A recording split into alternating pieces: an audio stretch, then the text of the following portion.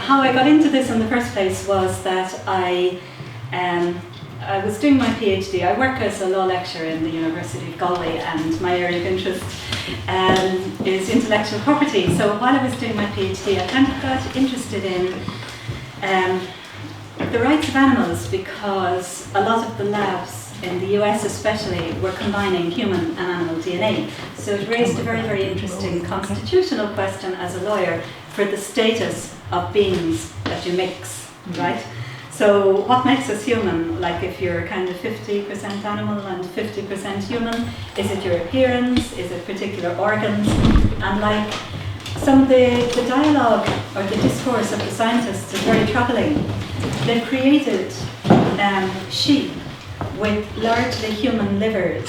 So the idea is like a Lego man. You take out the liver for the purposes of transplantation, and you put the rest of the animal into the food chain. So it's very, there's no wastage, etc., etc. Obviously, there's a huge ethical issue. And how the ethics are shut down is that, number one, scientists generally aren't trained in ethics. And second of all, if you talk about ethics and morality, you're treated as if you're backward and that you're just trying to hold back progress. And don't worry about it all, because all of us are going to need this technology. So there's a kind of a real techno vibe to an awful lot of this. So that's where my interest sort of sparked. Then separately, I became chairperson of the Vegetarian Society of Ireland, just because I had lived abroad for a long time and I came back to Ireland in 2006. So I had my job in Galway, and I kind of went looking for friends and was kind of unsuccessful for a number of reasons. So I said, okay, well, I've got a car, I'll do the motorway, and I started arranging and going to a lot of vegetarian and vegan meetups. So my whole social circle came out of that. Then I ended up at an AGM of the Vegetarian Society. They didn't have a secretary, I volunteered, then I became chair, and that was 6 years.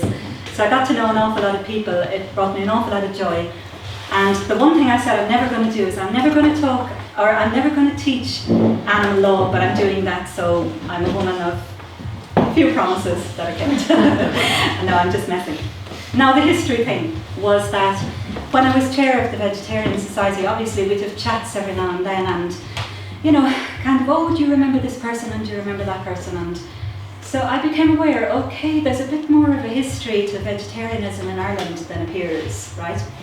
And then there was a small, I think there was an article in the Irish Times that was just available on the web that talked a little bit about societies and people and stuff like that, going back well over 100 years. So that piqued a bit of my curiosity back about 13 years ago. So then I was just gathering stuff over the years. I'd go and talk to businesses, blah de blah, and I had a copy of the newsletters and the magazines of the Vegetarian Society of Ireland under my bed for years. And one day it sort of occurred to me, well, maybe I'd like to take them out and read them. Oh my God, they were an absolute treasure trove. So I've written a book, I'm negotiating a contract at the moment. So here's the story, really, of what I found out about vegetarianism in Ireland. It's not comprehensive, but I'll do my best. Well, first of all, George Bernard Shaw, he was the only person up to recently to have won the Nobel Prize for Literature and also an Oscar. And so he wrote very, very widely about his vegetarianism from the time he was about 28. He was a follower of the poet Shelley, and Shelley was a vegetarian, and then there were a lot of other movements that they were kind of associated with, like Theosophy and movements that had got an Indian influence and stuff like that. Now, what was very interesting about Shaw is that I did an English degree in UCC. I started in 1985, and Shaw was never mentioned at all in 4 years. So the grandees of Irish literature, I mean, you have Beckett, Joyce, Yeats, and Shaw kind of doesn't get mentioned. It may have been an omission in my degree that there just never was anybody who came in and gave an overview of Irish literature. So there's a gap, right? It may be that he got himself kind of airbrushed out of Irish history because he's a bit of an uncomfortable figure, because he really looked down on Irish Catholics. He was very scathing about them because he was of the Anglo-Irish ascendancy. He didn't live in Ireland for very long either. After he got married, he moved to England. Although he did describe himself as an Irishman, so one of these kind of slightly awkward, what can I say, positions to occupy in a society in which you claim to be of the people, but at the same time you look down on the vast majority of them as being kind of, you know, not very civilized or whatever. So there may have been a kind of a lack of comfort with him. But anyway, whatever, he doesn't get mentioned a lot, but he's certainly a huge figure when it comes to vegetarianism. The other thing too is that, I know this is a vegan festival, but the term veganism was coined in the 1940s, so please be aware of that. And the other thing too is, like, he was a big eater of dairy, but like when you go back to the 19th century, vegetarianism began really in the early 19th century, and it was associated with the Bible Christian Church, which was one of the Protestant sects, and it was sort of seen as a sacrifice. Now, the Vegetarian Society in the UK grew up on the back of that, so it did actually have religious origins. So I think that, you know, sometimes when people compare vegetarian and vegan beliefs to religion, I think actually I feel quite reconciled with that, because human rights came from a religious origin as well, and they secularize over time. So if you hear people giving kind of comparisons and stuff like that, it doesn't mean it's a religion, it doesn't mean you have a god, it just means that it originated in a particular place and it evolved over time. And like even the guy who won the recognition of rights for vegans in the UK a few years ago, Kazimierz Hanna, he said that his guiding principle is ahimsa, but ahimsa comes from Hinduism. He isn't a Hindu. Do you see what I'm saying? So they're principles from religions that have become secularized over time. So then O'Toole wrote a biography on Shaw a few years ago, and he really is very superficial in his dealing with Shaw's vegetarianism and just sort of passes it off as health, right? Now, Shaw had quite a colourful life because his mother basically moved her music teacher into their house because his father was an alcoholic and the father was despised, so they had this kind of little ménage à trois.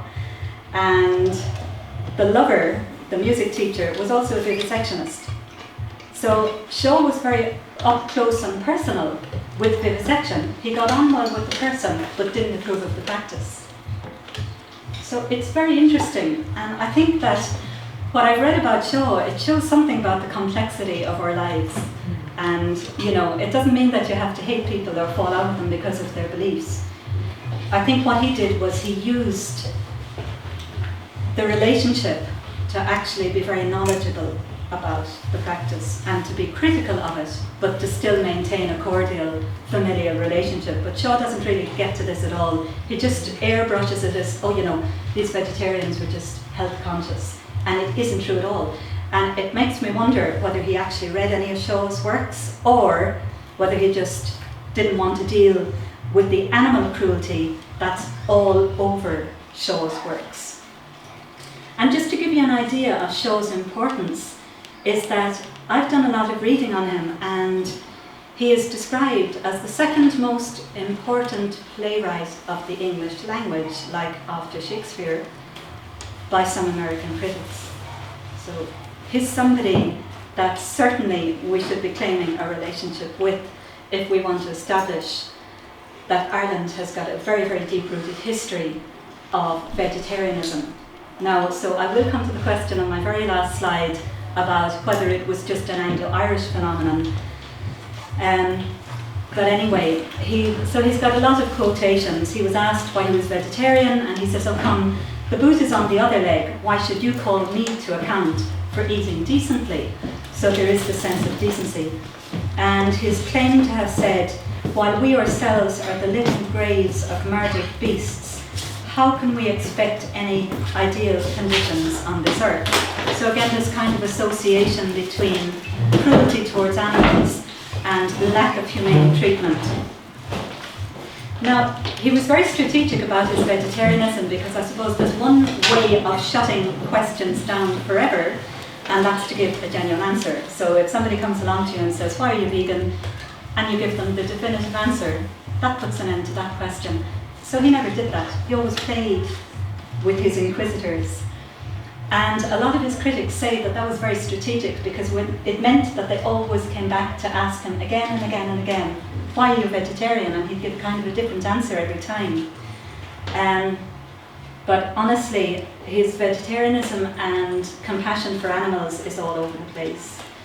There were talks about him being unhealthy, and then there were some writings about him, especially from the British Medical Association, that were sort of associating vegetarianism with a lack of masculinity and stuff like that, like slurs that hopefully nowadays do not hold any weight, but they did certainly going back, say 100 years. And then he'd have these sarcastic responses like, a vegetarian is not a person who lives on vegetables any more than a Catholic is a person who lives on cats. Then there is this book, it's hard to get hold of. It's the George Bernard Shaw Vegetarian Cookbook, and it was his personal chef who used to do his meals after he died, put together all the recipes and published this book. So, and then there's this poem that I came across that I was very excited about, but then I realised actually it's only attributed to him. It wasn't his poem at all. So if you come across this poem, it's not. It's written in his honour and passed off as his. Probably a copyright infringement, but I won't get into that. So he was not kind of really much of a fruitarian. He did eat a lot of dairy and eggs, but again, I would ask you just to bear in mind that I suppose the big thing for vegetarians is that they moved away from the killing of animals, and when he lived, farming wasn't as intensified, and I think that for a lot of people it actually takes quite a while to make that connection between the cruelty of dairy, eggs, and the cruelty in the industry. So anyway, so I do sort of see them as kindred spirits. Now, then, what really came as a surprise to me, I mean, I did study English literature. I'm sure that I must have read parts of Joyce. I wasn't the greatest student when I was kind of 19 and out in the tear every night. So I'm not too sure what a hash I made of Ulysses at the time. But I did read it in full about a year ago, because I kept on coming across references to compassion for animals in Ulysses. And this is some of what I came across. So anyway, in one of the passages, he's talking about, I think it's maybe himself, encountering one of his friends coming out of a vegetarian restaurant. So this is how he actually phrases it. He says, his eyes followed the high figure in homespun, beard and bicycle. That's a reference to George Russell, the poet who was known as A.E., coming from the vegetarian, and the vegetarian is a vegetarian restaurant. So there were actually two in close quarters at the time. One of them was where the Vodafone shop is now on Grafton Street, and the other was on College Green, and there's actually a bit of academic disagreement about which restaurant George Russell was exiting from. But there's a critic, and he said, well, he was coming down this street and his back was here, so it must have been that restaurant and not that restaurant. But anyway, so there were three vegetarian restaurants in Dublin at the time that Ulysses was written, so kind of like in the mid, well, say around, it would have been around 1916 that he was actually writing it. Anyway, he goes on and he says, only veggie bubbles and fruit. Don't eat a beefsteak. If you do, the eyes of that cow will pursue you through all eternity. Now, what's interesting about that is I was talking yesterday a little bit about beliefs in reincarnation that come up in our mythology. And I would say that most Irish writers have got a connection to that, or an awareness, you know.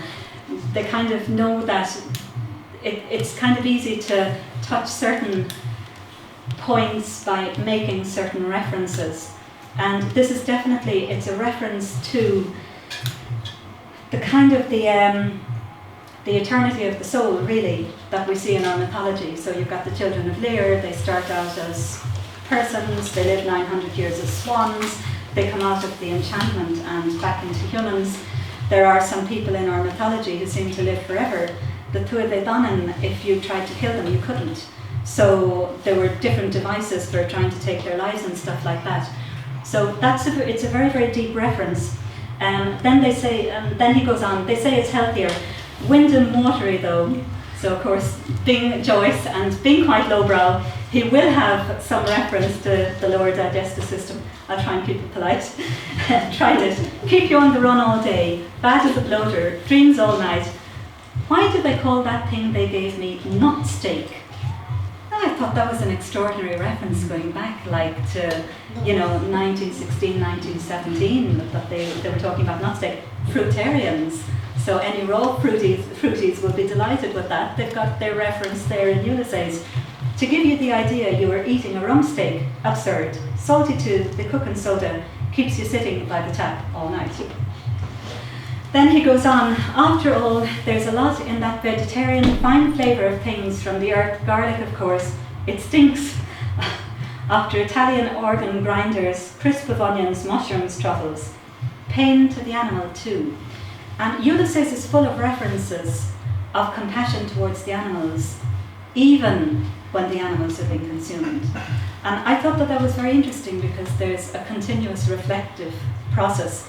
And we don't actually know where Joyce stood on this at all, because they're all just figures out there saying things and having these kind of streams of consciousness. Pluck and draw fowl, wretched brutes there at the cattle market, waiting for the poleaxe to split their skulls open. Moo, poor trembling calves. Christmas turkeys and geese, slaughter of innocents, eat, drink and be merry.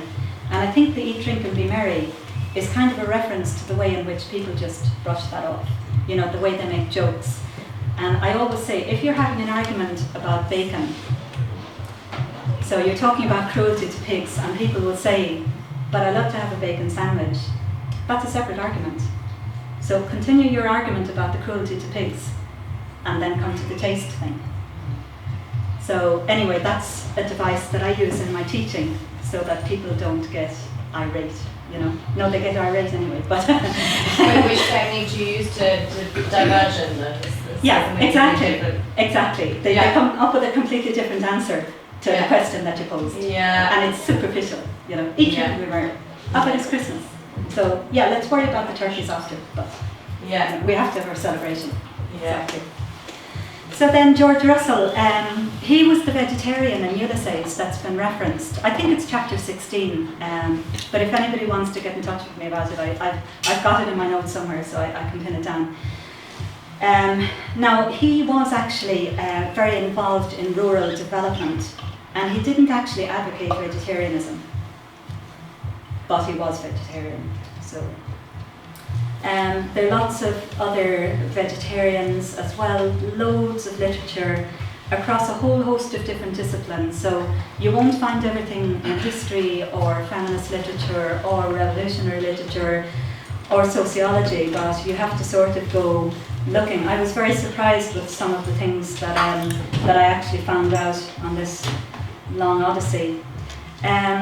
There was a woman, Margaret Cousins, who's very famous. I think she was one of the first judges in India. Again, she was Anglo-Irish. She moved from Ireland to the UK, back again. And a lot of beliefs went together. And I suppose that's normal when we talk about intersectionality, that you get interested in animal rights and then maybe it opens up a different rights area that you get interested in, and so on and so forth. So there were a lot of figures. I'm less interested in these now with other sort of discoveries that I made, but for example, Annie Besant was known as the Irish Brahmani. Again, there have been lots of links between India and Ireland. And then the other thing too is that, like any law student, we do learn in the first year when we're studying constitutional law that there's an article of our constitution, Article 45, and it talks about ideas of equality and social justice and all that. But the final point is it's not cognizable by the courts. So you can't rely on principles of social justice in the courts under constitutional law in Ireland. And when the Indians looked at that, they said, we're going to take that section, but it will be cognizable in the courts. So they made a more just approach to social justice. So they took a very limp article of ours and they turned it into something more dynamic, right? That's basically it. And there were a lot of Indian revolutionaries came to Ireland around 1916 to study And so there was a lot of, learning in terms of how to bring about the end of colonization. A lot of these were involved in feminism, vegetarianism, and you can see that obviously Indians coming to Ireland, they influenced us a bit, but there had already been a cohort of vegetarians anyway because of the foundation of the Bible Christian Church in England, and then kind of the spread of those ideas to Ireland. But I suppose a burning question for me was that had we not had Anglo-Irish, did we have any native vegetarians? And the answer is yes, but I'll get to that kind of later. And I think it's very heartening. Anyway, I'm going to kind of skip forward a little bit. This is just that there's a history of vegetarianism. There's a record from about 1866. And there are just a few articles on that. A lot of Anglo-Irish involved in it. Oh yeah, sorry now. Oh yeah. So Dublin had a vegetarian restaurant, the Irish Farm Produce Cafe, in the early 1900s. Just could I have a show of hands? Has anybody here heard of that before? Okay. Well, if you want to see where it is, stand on O'Connell Street with your back to the spire facing Henry Street and walk up. And before you get to Arnott's, on the left-hand side, there's a building, number 21, and you'll see a little plaque on the side, and it just says that this is the house of John Wise Power and his wife Jenny Wise Power. Show of hands, has anybody ever heard of Jenny Wise Power? Okay, very good. One or two. So anyway, she was the owner of this restaurant. It was a vegetarian restaurant there. I think there's a closed health food store on the premises now. And the proclamation of the Republic was signed in that cafe. Now, I knew that the proclamation had been signed there, but it took me about 10 years to track down all the history behind it. And the reason for that is our records office was burnt down in 1921, so I thought there wasn't a record, so I didn't it was only kind of in the last 2 years I started thinking, okay, like I must be able to find these references somewhere, and I did. So anyway, the Irish Republican Brotherhood signed the proclamation of the Republic there, and you know when all the buildings were taken over in Dublin during the Rising, guess where they were being fed from? Yes! And I've got a citation for that as well. So anyway, there were several vegetarian associations and unions that had been set up. Sometimes it was like a branch from a UK, or like a branch taken from the UK, and sometimes not. But remember, we didn't get independence until 1922, so there was kind of, I suppose, a bit more fluidity at the time. Now, then there was a woman called Moira Henry, and she's just here in this picture, and she was a vegan since 1933, and she's buried, I think, in the Donkey Sanctuary in Mallow. There's a tree planted in her honour, and she said that the reason that she became vegetarian, first of all, is that before the days of refrigeration, you had to keep your meat alive, basically. So on the day of slaughter, or a few days, the cows would be taken, and there's a seat up here, if you want it. Okay, perfect. The cows would be taken along the cobblestones and kept behind the butcher shop and slaughtered quite brutally, and they'd be hit, to get them moving through the streets and stuff like that. So she was aware of all that. That made her go vegetarian, and eventually she became vegan, and her sister became vegan as well. And she lived to a ripe old age, gave a lot of interviews actually to the Vegetarian Society newsletter over the years. So if anybody says to you, oh, vegetarianism and veganism have no roots in Ireland, it's simply not true. It's that it does, but it's scattered in a lot of literature, and I'm negotiating a contract for a book, so hopefully that'll bring it all together. That's kind of my mission. So fingers crossed with that.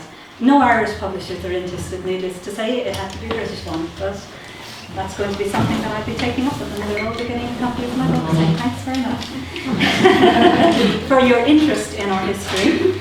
There are quotations from serious scholars who have said that anyone who ignores the link between vegetarianism and or nationhood needs to look again. that they were intimately connected. So for me, all of this stuff has been just mind-blowing, to be quite honest. So the Vegetarian Society of Ireland was founded by an English guy, Christopher Fetz, in 1978, and he was a school teacher from the UK, and he founded the Ecology Party that turned into the Green Party. He was an advocate of Esperanto, a member of the European Vegetarian Union, and the Irish Association for Natural Health, he founded that as well, so very, very deeply embedded. So when people talk anti-immigration, I always think, well, immigrants have brought so much to this country and, fomented so much, what can I say? Just he brought groups together that would never have met otherwise. So I think it's fantastic, Anyway, Mary Robinson obviously has advocated going vegan or vegetarian, not that she's giving an example of doing it herself. So that's absolutely useless. That's the elite talking down to the masses and telling us, well, this is what you should be doing for the environment. But don't think that I have to do it because I love Connemara lamb. And I just think, if your message is going to be so weak, it's probably better that you just zip it. Classic politician though. Do as I say. Yeah, I'm not too sure that all of them are that stark about it, you know what I mean? Yeah. And I just think that that's so destructive, actually. It's very counterproductive. I'm sure it isn't meant in that way. She does have her expertise, but vegetarianism and veganism clearly isn't one of them, so maybe she should, drop her ego on that one. So Dara Canela is an Irish-speaking poet who lives on the Aran Islands, and his daughter Lazzarina is a singer, and the whole family are vegan. They used to have a vegan cafe out there until COVID, and it shut unfortunately, but there's a community of us.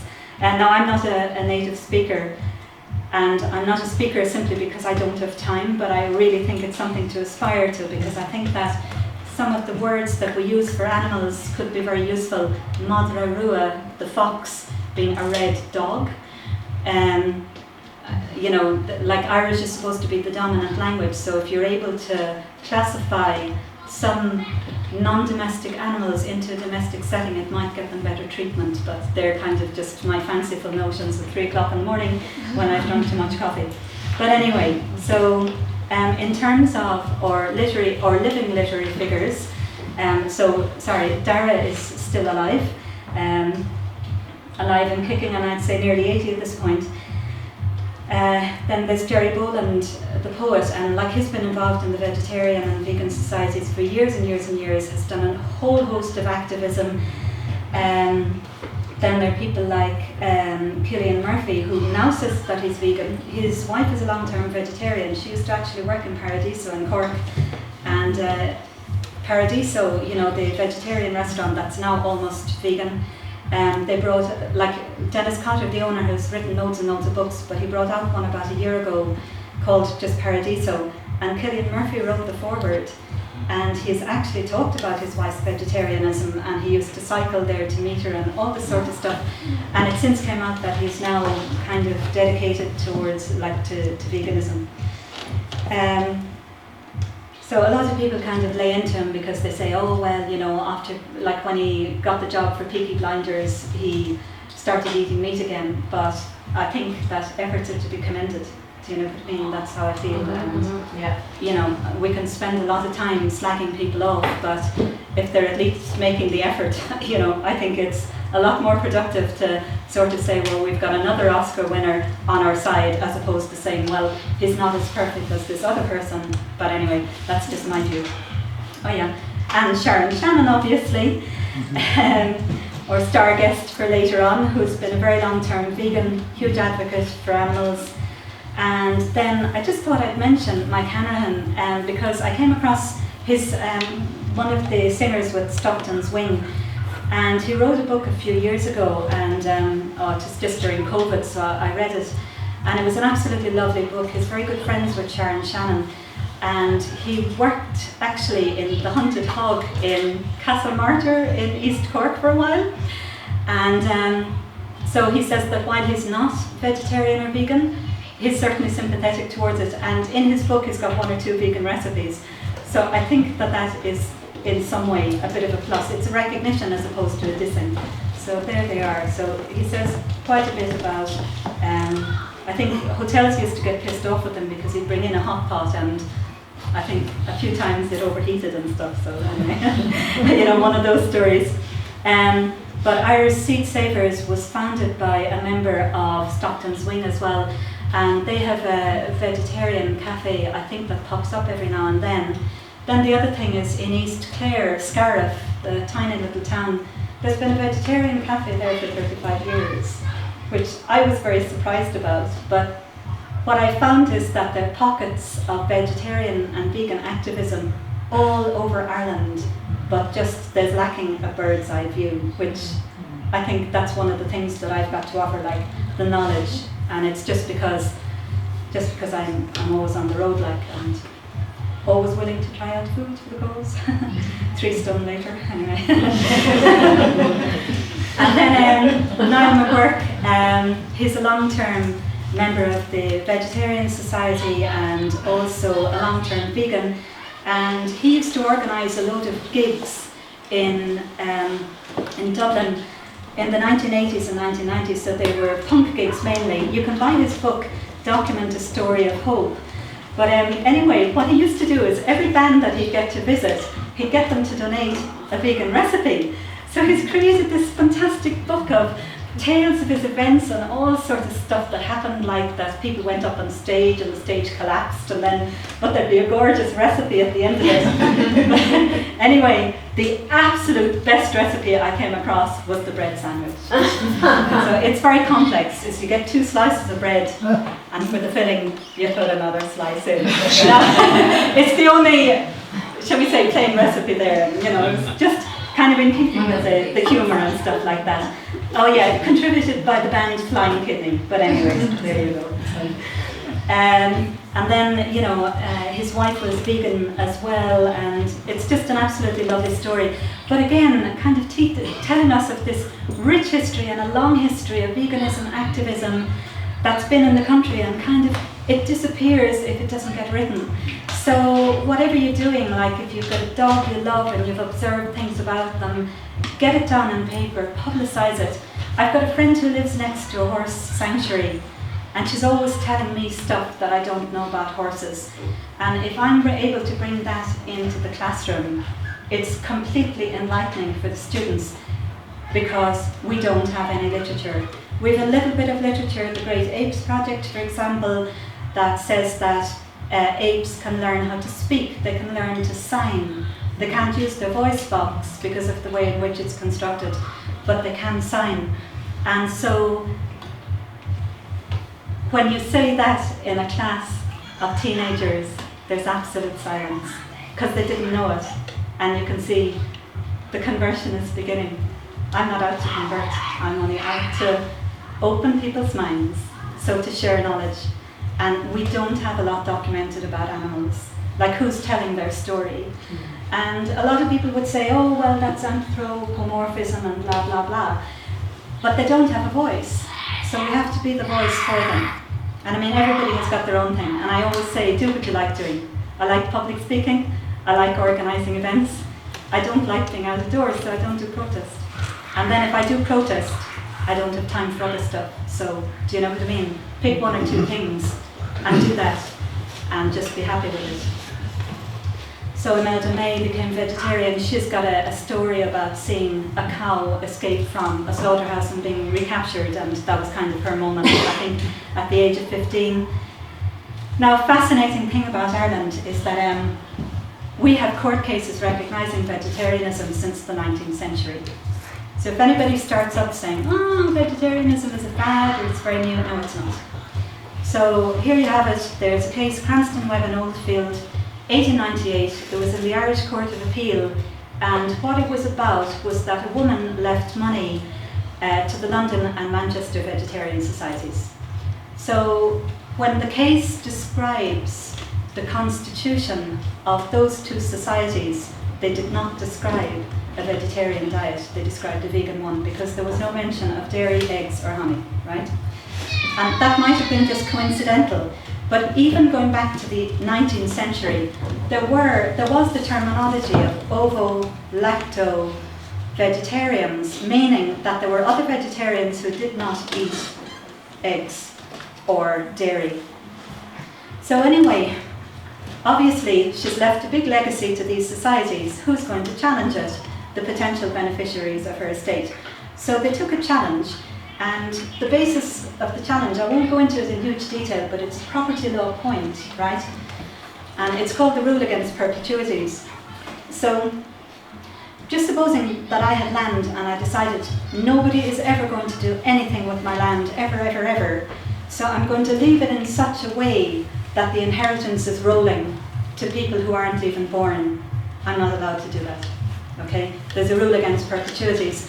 And the reason is that land used to be tied up in families, and in order to make it commercially available, there were such rules introduced that made it so that there would be a time in the ownership and that would run out. Now, if you want to, however, to leave a legacy to a society forever, you can get around the rule against perpetuities if it's for a charitable purpose. So the question for the court is, did vegetarianism have a charitable purpose?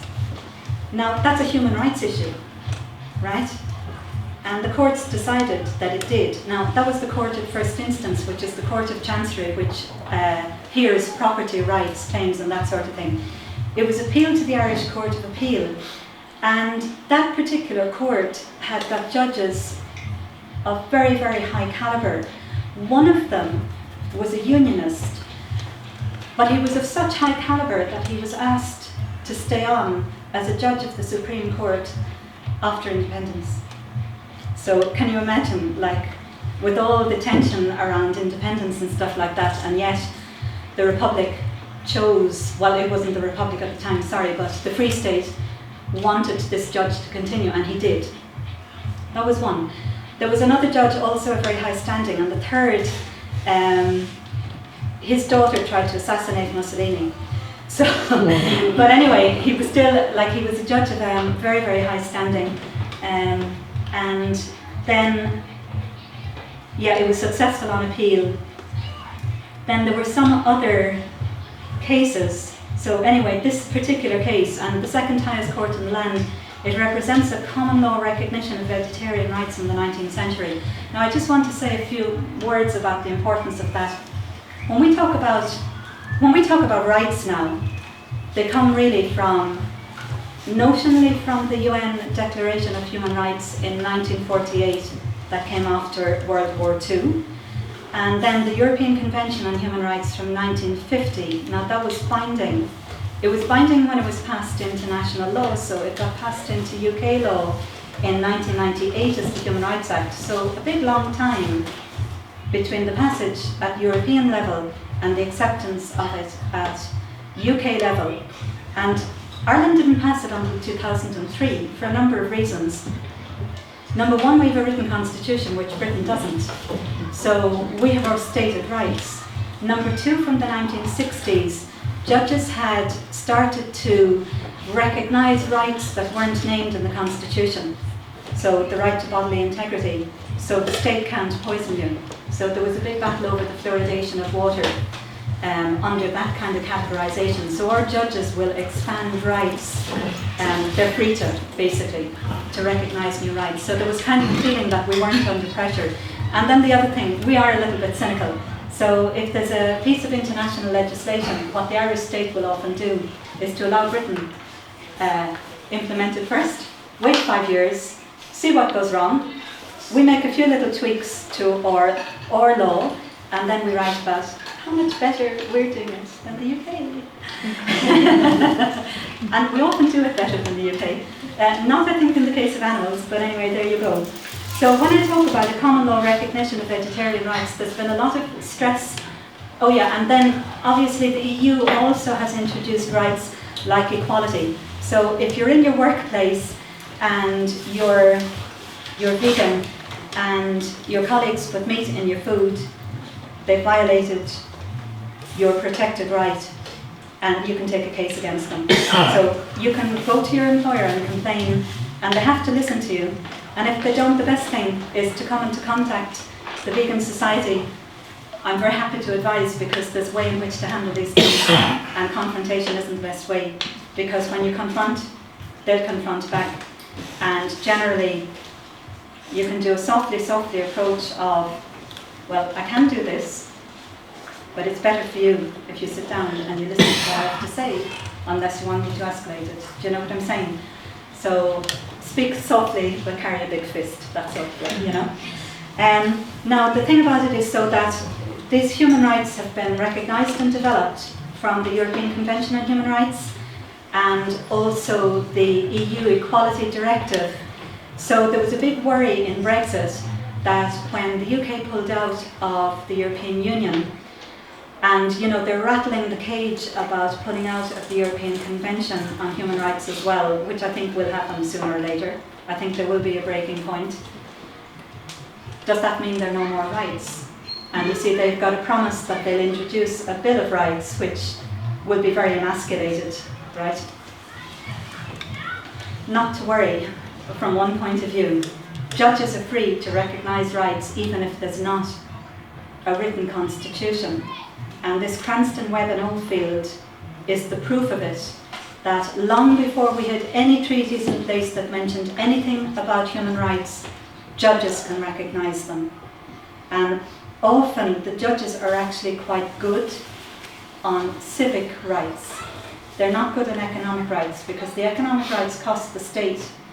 And in the doctrine of the separation of the powers, judges don't like to step into the economic sphere, right? When it comes to civic rights, they're much more liberal. So I don't think we have to fear too much about that. Like that, even if legislation is shut down, judges can still recognise rights. So then I just give kind of a profile of the judges, and some of what they said really gives a sense that vegetarianism and its practice was well known in Britain and Ireland back in 1898. So Lord Ashburn said that the purpose of the societies, of the vegetarian societies, was to encourage abstinence from all forms of animal flesh and to promote the use of vegetables. The objectives included an improvement in health and fostering humaneness by reducing the killing of animals. So like, that's over 100 years ago. So, and I think it's really important to bring that out, that this debate has been going on for a long time. So it also means we're going to have to become a bit more strategic, right? Because this has been going on and on and on. And all the legislation, it doesn't mean things are getting better for animals. It means they're a lot worse. And we're kind of just, oh, now we recognise animals as sentient. So they're not automatons? Oh, didn't we know that all along? No, but we've been working as if they've got no feelings, as if they're machines. And then this recognition is just kind of, okay, we're going to look a little bit more humane. Does it mean any difference? Does it make any difference to the laws? It doesn't. It makes no difference. So we've got a big gap at the moment. We've got a big culture gap, that everybody isn't hearing the message. And then we've got a big gap in making it so that, I suppose, judges have tools. Well, they kind of do have tools, but that they're prepared to clamp down on animal cruelty. However, you know, when we talk about stiffer sentences and stuff like that, they're only the people that you catch. So we need a massive cultural shift, like we did with drink driving. I mean, going back 40 years, if somebody was absolutely ossified and they were getting in their car, most people probably wouldn't say anything. Now, if your best friend was ossified, you'd be telling them to get a taxi. So those shifts are possible. And you know, people can get very negative and stuff like that. And I just think we've come very, very far. And now we've got to bridge the next frontier. But part of that is knowing that this debate has been going on for a long time, and that there has been compassion there all along. Now, then there's some of the other judges and what they had to say. I just want to give you a little bit of a kind of sense of the fact that that wasn't just one judgment, you know, on its own. It was quoted again in another case in 1906, And again, the ideas were upheld. This Palais, he was an extremely famous judge. Before I ever came across this line of cases, I knew his name in a whole host of different judgments in England, and he was a judge who was very, very highly thought of. There was another judge, then there were just a few other points. Now, Mr. Justice Ronan Keane, who was our Chief Justice at a certain point in time, I suppose I better give you the background gossip now, the camera's rolling, but you know, his wife was Terry Keane and there was quite a bit of a scandal from both sides of things. So he's that Ronan Keane.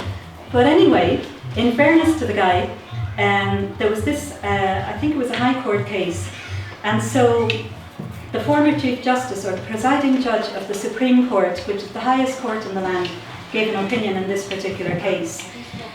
So he upheld the subjective approach in a case in which vegetarianism was referenced. Now, what the subjective approach is, just supposing you come to me and the example that I gave to you earlier, that you've left a legacy to a vegetarian society, and I'm the judge and I'm judging whether it is a charitable purpose or not. Do I judge that objectively or subjectively? Now, very unfortunately in the UK, since the 1940s, they judge it objectively. So in other words, they step back and they evaluate your beliefs, which they shouldn't do. Because unless your beliefs are damaging, and they're just a kind of a personal belief, which you follow, then they should accept them as is. So in other words, they don't get into, oh, you're Methodist, oh, you're Wesleyan, oh, you're Catholic, oh, you're Protestant, oh, but which branch of Protestantism? Oh, but. So do all of your co-believers believe exactly the same thing? They shouldn't do that. That's an objective test. You should be able to say, look, I'm vegetarian or I'm vegan, and these are kind of my rules, and every vegan probably has some grey areas. Do you take medication? You know, that sort of thing. And there's no answer because there isn't a specific Bible, so you kind of decide what your grey areas and how they fall. So the court should accept that. So in Ireland, we do have that acceptance. It's a subjective test, and the only reason that a judge would ever step across that is if your beliefs were damaging towards somebody else, right? So if you were to say sort of like, well, I actually believe that I go around with a whip that people will benefit from me, they'd say, no, you're damaging. Do you know what I mean? So they'd sort of be objective in that sense. So this was good. He upheld the subjective approach. He emphasised that the intention of the testator, or this was the person who wrote the will, is always paramount. So it's always the most important. Providing that the charitable object that was intended to be advanced has legal recognition, the gift would be charitable. So in other words, he's not going to cut across the charitable intention. He's going to follow pretty much what the person who left the money actually wants. He's not going to cut across it. And he gave an example of vegetarianism, and he said it's a practice which is not followed by many other people, but it doesn't matter. He's going to recognise it anyway. In the eyes of the law, it will constitute a valid charitable gift, providing that it is not illegal, irrational, or contra bonus mores, like against moral principles. In this case, he also quoted the judgment from Fitzgibbon in Cranston at length. So in other words, in 1994, this case was reported, and he was quoting the judge from 1898. And that was the highest judge in the land subsequently. So vegetarianism has always been recognised. And for me, when I found these cases, I really felt so empowered. You know, it's not something that's not native here at all. It's something that just has been bubbling along. Like the Key Co-op has been there for well over 40 years. The East Clare Community Co-op has been there for about 40 years. The Grove in Limerick has been there for about 40 years. I could go on and on, like every big town has got someplace that's been bubbling along, but there's not kind of this overarching knowledge to show that actually we're kind of no different. Now, so this is the slide that I really wanted to, this is my showpiece really. So I think that during COVID, there were a lot of counties that started to get their historical societies up and running, and they put up websites and stuff. So pardon the animal metaphor, but with this thing about vegetarianism and the proclamation of the Republic, I have been like a dog with a bone. And I just kept on looking and looking and looking, and eventually I came across a website, kind of a heritage website in Wicklow that was honouring this woman called Jenny Wise Power. And she was an Irish Catholic. Her maiden name was O'Toole. And so in other words, it didn't just come from the ascendancy. This was homegrown and kind of from the ground up in the 19th century. And that really felt very important to me, because you have all this talk about all these Anglo-Irish women who were moving between India. In other words, they had money, they had education. And here you have it. So anyway, her vegetarian restaurant is mentioned in Ulysses. There's a line about Leopold Bloom coming out of, and he calls him John Wise Nolan. Now I don't know why he changed his name from Power to Nolan, but it is the person. He talks about Bloom coming out of John Wise Nolan's wife's place with the jar of cream, and he comments that Bloom's wife is very well nourished. So there's a reference to, you know, his main figure going into this vegetarian restaurant, and as well this other reference of seeing George Russell coming out of another vegetarian restaurant, I think it was the College Green restaurant, on his bike, and he was with a woman, and they kind of tracked down who she was and stuff like that. Anyway, so back to Jenny Wise Power. So she was the first president of Cumann. For anyone who doesn't know who Cumann was, it was the female paramilitary wing, I suppose, of Sinn Féin during the Rising. I think there were about 200 soldiers. Why have we never heard about them? Because there was a deliberate effort to write women out of history.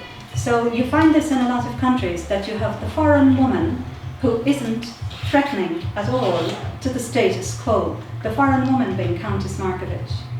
So she's not at all representative of the average Irish womanhood. So don't be getting your hopes up, girls. Stay in your kitchen, because you're not like her. Do you know what I'm saying?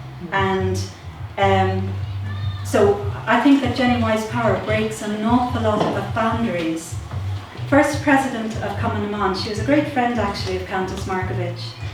She was vice president of Sinn Féin, so great friends with Arthur Griffith, and all of Sinn Féin's meetings used to take place in her cafe in Henry Street. She had 4 shops in Dublin. They were all kind of selling local produce, so this idea of, you know, buying local and buying Irish and stuff like that, that was back there at the turn of the 20th century. She had 4 shops in Dublin. The IRA, unfortunately, burnt them all out because she was also pro-treaty. So in other words, and I think that that's very worrying, this kind of, like it's a Spanish Inquisition almost, that, you know, it's our way or the highway, or we're going to come and burn you out. And I think, well, what about, you know, freedom of thought? But anyway, so she was a member of the First Senate, but I didn't know about this actually until I started teaching law in Ireland. But when Sinn Féin won the general election in 1918, they set up alternative courts called the Dáil courts. And so basically they were, you know, they were kind of subversive of the British courts. So there was a dual court system for a while. After we got independence, one of the first things that the government of the Free State did was to shut down the Dáil courts, because they were going to be a rebellious court against the new state as well. But anyway, 1918, she was a judge of the Dáil courts, right? She then became a senator, an independent senator. She then became a senator of Fianna Fáil. And when she died in 1941, practically the whole government came to her funeral, and people across the political divide came as well. She was a huge human rights advocate. She was a huge feminist, a suffragist. Remember, like, women didn't have the vote for a lot of this time. And her restaurant on Henry Street was a meeting place for Republican leaders. Proclamation of the Republic was signed there, and she fed the troops of 1916. And I think it is utterly shameful that I have gone to professors of history. It's not blaming them in any way. Professors of sociology, political science, you name it. Nobody's ever heard of her.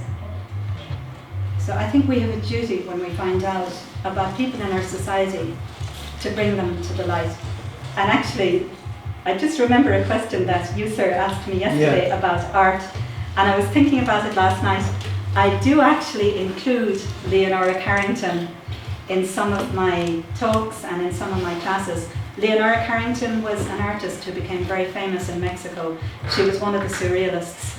She's everywhere all over Mexico City. Sculptures, paintings, everything. I'd never heard of her until there was a curator of the IMA, or the Irish Museum of Modern Art, in Dublin back in, I think it was 2012, and he was Spanish. So he started showcasing a lot of Mexican artists, and he did an exhibition of her art. So that was the first time I had ever heard of her. And she was half Irish. She was vegetarian, and a load of her drawings they humanize animals. They've got an awful lot of this kind of crossing between animal and human form. So kind of tap very much into the spirituality as well. I really think there should be a statue of her in Dublin. I'm sorry, but a lot of the statues of women around the country are shameful. It's tits out for the lads, really. Money, that's an absolute disgrace. I walked around UCC, where I did 2 degrees a few years ago. There are men all over the place, and they have one naked woman sitting on a bench. And I think one of the first things you do if you're going to discriminate against people is you strip them, because that's kind of the ultimate humiliation, and that's how we're portrayed. And women like this are airbrushed out of history. So anyway, that's my small contribution towards the history of vegetarianism, veganism, and the huge role that women have played in all of this. I hope you've enjoyed my talk, and it's been a pleasure addressing you. Thank you.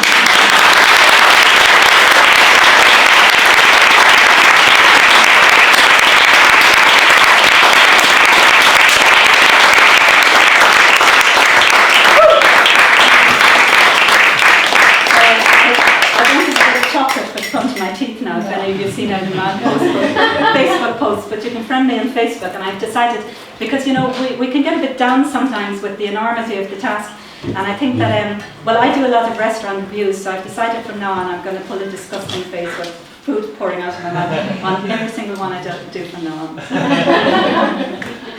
So any questions? Yeah? No, I'm just curious, because veganism and vegetarianism is a non-violent movement, and I'm wondering the wisdom of associating with 1916, and because it was a minority people, and it was unprovoked, and it did start it, with a political goal in mind. Now I understand if you associate it with the wider population, because 1916 is our foundation myth, and it'd be very beneficial if veganism to be associated with our foundation myth. But to me personally, it was a violent by a minority, and it took 2 years for it to be justified in a democratic way. So I just wonder about the wisdom of, personally, I wouldn't, but what do you think about it? Well, personally I would. Okay. And the reason is because I'm not sure that you can kind of analyse revolutions of 1916 from a perspective of violence per se, when what you're trying to do is to stop the violence. And you've gone as far as you can and realised, okay, we're not going to achieve anything by any sort of negotiation or peaceful resistance. Personally, if you put a gun to my head today and said, will you go out and fight? I wouldn't, right?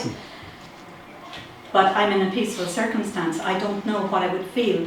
And I guess my point here, and I'm very glad you raised that, because they're always, it's always a kaleidoscope, isn't it? Mm-hmm. The way we see these things. My point is that there were, we're sort of given a singular view of 1916, and it was much more complicated than that. And the people involved actually were non-violent. And Jenny Wise Power wasn't a soldier. She was pro-treaty.